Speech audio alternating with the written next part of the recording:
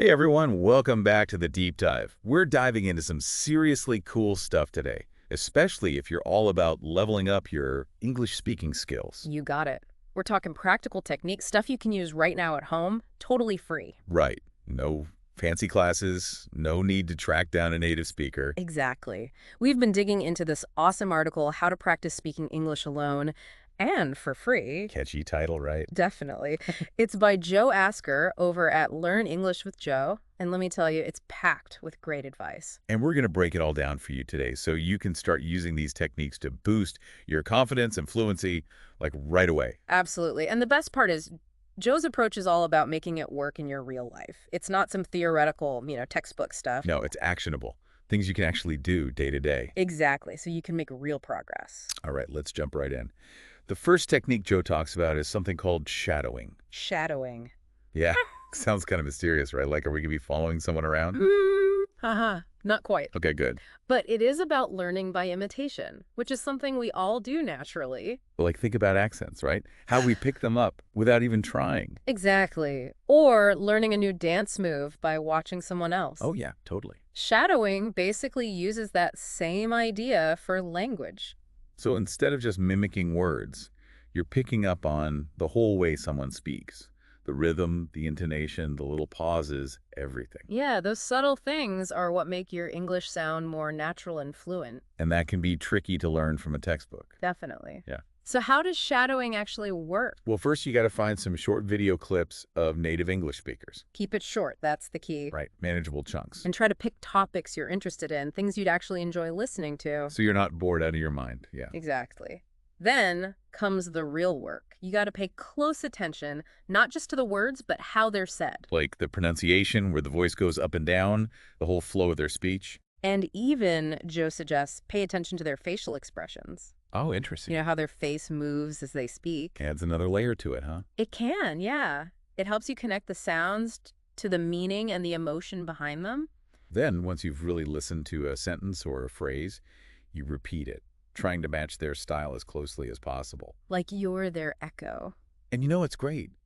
You don't need to spend hours doing this. Even a few minutes a day can make a difference. Like Joe says, even 3 to 5 minutes. Consistency is key, right? Just Yeah. regular exposure to natural English speech will help you absorb those subtle nuances. Totally. Okay, so that's shadowing. Now let's talk about something that might feel a little awkward at first. Uh-oh, what's that? Recording yourself speaking English. Oh, I know that feeling. Right. Hearing your own voice can be kind of cringy. It's like looking in a mirror you didn't know existed. Exactly. But Joe makes a really good point. Pushing past that initial discomfort is super valuable. Totally. Because when you hear yourself, you can spot things you wouldn't notice otherwise. Like maybe you stumble over certain sounds or you make the same grammar mistakes over and over. Or your pace is too fast, or your intonation is flat. Right. You can hear all those little things that need improvement. And it's not about being perfect. It's about becoming aware of your own speaking patterns. So you can work on them. Exactly. So Joe suggests making like daily audio journal entries. Oh, that's a cool idea. Right. Just talk about your day, your thoughts, whatever's on your mind. And then the key is to listen back to those recordings. And be brutally honest with yourself. Well, be constructive. But yeah, really pay attention to what you hear. And the best part is, as you keep doing this, you can actually track your progress. Oh, yeah, that's motivating. Right. You can listen to older recordings and hear how much you've improved. And that can be a huge confidence booster. Totally. It's like tangible evidence of your hard work. Okay, so we've got shadowing, we've got recording ourselves. Now let's talk about tech.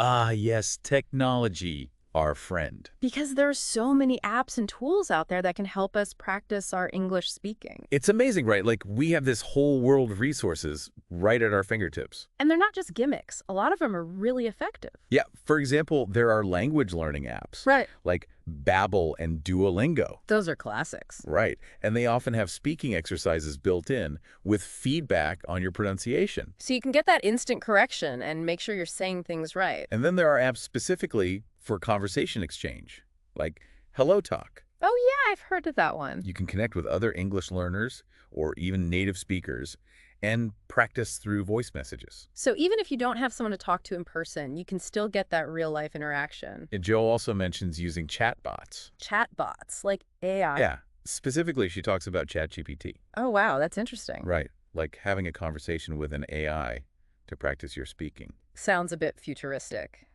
It does, but it's actually a really cool tool. And how does that work exactly? Well, you can actually speak into your phone's microphone and have a back and forth with ChatGPT. So you're literally practicing your speaking. Yeah, and the AI will respond, ask questions, keep the conversation going. That's amazing. And the great thing about it is there's no judgment. Oh, yeah, I can see how that would be helpful. Right. You can make mistakes, experiment with new words and grammar, and you don't have to worry about feeling embarrassed. It's like having a practice partner who's always available and never gets tired. Exactly. And Joe even gives an example of a prompt you could use to start a conversation with ChatGPT. She says, "Hello, ChatGPT. I want to practice my English conversation skills. My level is B1, and I'm aiming for B2. Can we talk about summer holidays?" That's so specific. I know, right? It's like you can really tailor the conversation to your learning goals. So cool. Okay, so we've covered a lot of ground already. What's next? Well, the next technique is all about bringing English into your everyday life, Yeah. even when you're alone. So, like, talking to ourselves. Kinda. It's called thinking or speaking out loud in English. I can see how that might feel weird at first. It might, but the idea is to make English a more constant presence in your mind. So instead of thinking in your native language and then translating, you're thinking directly in English. Exactly. So, as you're going about your day, doing chores, making coffee, whatever, you try to describe what you're doing and thinking in English. Even if no one else is listening. Right. It's like a running commentary in your head, or even out loud if you're comfortable with that. And how does that help exactly? Well, it forces you to actually use the language to find the right words and put them together in sentences. Makes sense. And Joe suggests linking this habit to a specific routine so it becomes more automatic. Oh, that's a good tip. Like, for example, every morning when you're making coffee, you could intentionally think or say things like, "Okay, now I'm grinding the coffee beans. The water is boiling. I'm pouring the hot water over the grounds." Simple, but effective. Exactly. It's all about building that habit of thinking and speaking in English, even in small, everyday moments. And over time, that can make a big difference in your fluency. Absolutely. Okay, ready for the last technique? Hit me with it. This one might be more familiar, but it's still super valuable, reading aloud. The classic read aloud. It's a classic for a reason. It works. Right. Because it combines seeing the written words with actually saying them out loud. So you're working on your pronunciation, your rhythm, everything. And Joe has some great suggestions for what to read aloud.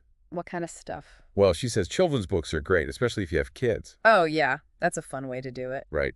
The language is usually simpler, the stories are engaging, and it's something you can do together. And if you don't have kids? You can try short stories, articles on topics you're interested in, anything that catches your eye. The important thing is to read with expression. Yeah, don't just mumble through the words. Right, like you're really bringing the text to life. Pay attention to the punctuation, the pauses, the emphasis. Make it sound natural. And you can even combine this with recording yourself. Oh, that's a good idea. Right, so you can listen back and hear how you sound and identify any areas where you could improve. Like maybe you're rushing through certain words or you're not pausing enough at commas. Exactly. It's a great way to get that extra feedback. So there you have it. 5 free, practical, and super effective techniques to boost your English speaking skills all on your own. Wow, we covered a lot. I know, right? It's like a whole toolkit for independent language learning. And they're all things anyone can do.